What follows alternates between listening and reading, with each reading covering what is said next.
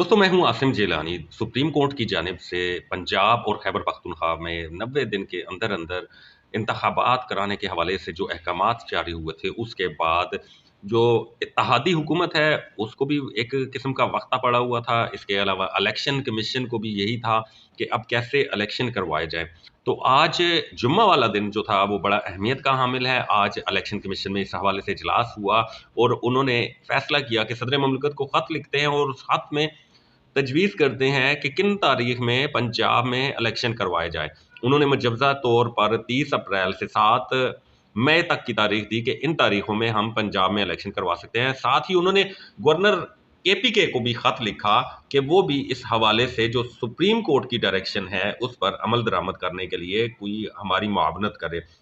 दोस्तों, जो ही election commission की जानिब से ख़त लिखा गया, उसके फ़ौरी बाद सदर ममलकत डॉक्टर आरिफ अलवी ने 30 अप्रैल की तारीख दे दी और वो तारीख भी इलेक्शन कमीशन की जानिब से जो मुजवज़ा तारीखें दी गई थी, उन्हीं में से थी। यानी 30 अप्रैल से 7 मई के दरमियान का उन्होंने कहा था कि इन तारीखों में कोई एक तारीख दी जाए, जिसमें पंजाब असम्बली के इलेक्शन करवाए जाएँ। अब सदर ममलकत ने 30 अप्रैल को पंजाब में इलेक्शन करवाने की तारीख दे दी है। अब देखना ये है कि इलेक्शन कमीशन के पास 58 डेज़ हैं और वो इन दिनों में पंजाब में इलेक्शन करवाने में किस कदर कामयाब हो सकता है। इत्तेहादी हुकूमत जो है उसको अपनी पड़ी हुई है कि वो पंजाब के इंतखाबात में कैसे हिस्सा लेगी। एक तरफ वफाकी हुकूमत है, दूसरी तरफ पंजाब में इलेक्शन की तारीख दे दी गई है, 30 अप्रैल को इलेक्शन करवाए जाएँ। दूसरी जानब अब ये देखना है कि चीफ इलेक्शन कमिश्नर की जानिब से जो गवर्नर खैबर पख्तूनख्वा को भी एक ख़त लिखा गया है, उस पर गवर्नर खैबर पख्तूनख्वा कौन-सी तारीख का ऐलान करते हैं, क्योंकि उन्होंने सुप्रीम कोर्ट की डायरेक्शन की सूरत में किसी न किसी तारीख का ऐलान तो करना है और वो भी 90 दिन के अंदर-अंदर ये ऐलान किया जाना है। देखते हैं कि सदर ममलकत की तजवीज़ करदा 30 अप्रैल की तारीख जो दी गई है, गवर्नर खैबर पख्तूनख्वा भी यही तारीख देते हैं या इससे कब्ल या इससे बाद में कोई वो तजवीज़ करते हैं। यूँ अब बाल इलेक्शन कमीशन के कोर्ट में है और इलेक्शन कमीशन ने ही अब तमाम तर तैयारियां 58 डेज में करनी है, यानी 58 डेज के बाद इलेक्शन होना है।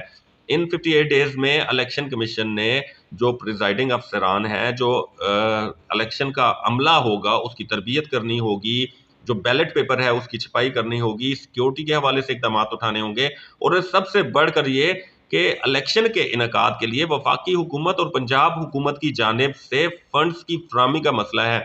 अब देखना यह है कि हुकूमत की जानिब से फंड्स की फराहमी किस कदर मुमकिन होती है और इलेक्शन कमीशन की जानिब से फंड्स की क्या डिमांड की जाती है। तो आज का दिन बड़े अहमियत का हामिल है। अगर हम इससे कबल की बात करें तो ममलकत ने 20 फरवरी को चीफ इलेक्शन कमिश्नर को मशावरत के लिए ऐवान सदर मदऊ किया था, लेकिन चीफ इलेक्शन कमिश्नर ने मशावरत से इनकार कर दिया था और ऐवान सदर वो नहीं गए, जिसके बाद सुप्रीम कोर्ट ने अज खुद नोटिस लिया और सुप्रीम कोर्ट ने ये डायरेक्शन दी कि 90 दिन के अंदर अंदर पंजाब और खैबर पख्तूनख्वा में इलेक्शन करवा जाएं। अब सदर ममलकत ने 30 अप्रैल की तारीख दे दी है। अब सियासी जमातों ने इलेक्शन की तैयारी शुरू करनी है। तहरीक इंसाफ तो पहले ही यही चाहती थी, क्योंकि उन्होंने दोनों सूबों में अपनी हुकूमतें ख़त्म की और वो इलेक्शन जल्द अज जल्द यानी 90 दिनों के अंदर कराना चाहती थी और सुप्रीम कोर्ट ने ये आर्डर किए 90 दिनों के अंदर अंदर। और अब सदर ममलकत ने 30 अप्रैल की तारीख दे दी है।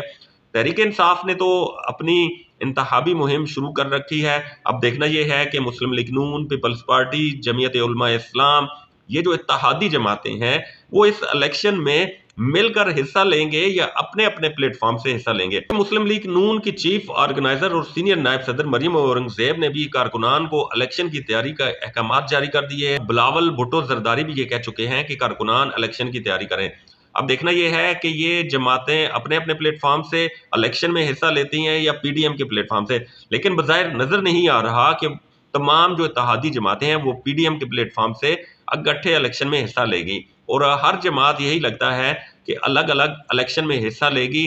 ताहम इनके दरमियान एक फार्मूला तय हो सकता है कि पंजाब के कुछ जो हलके हैं उनमें नून लीग को और कुछ हलकों में पीपल्स पार्टी और जेयूआई को सीट एडजस्टमेंट के तौर पर साथ दिया जाए। ताहम इसका हतमी फैसला नहीं हुआ।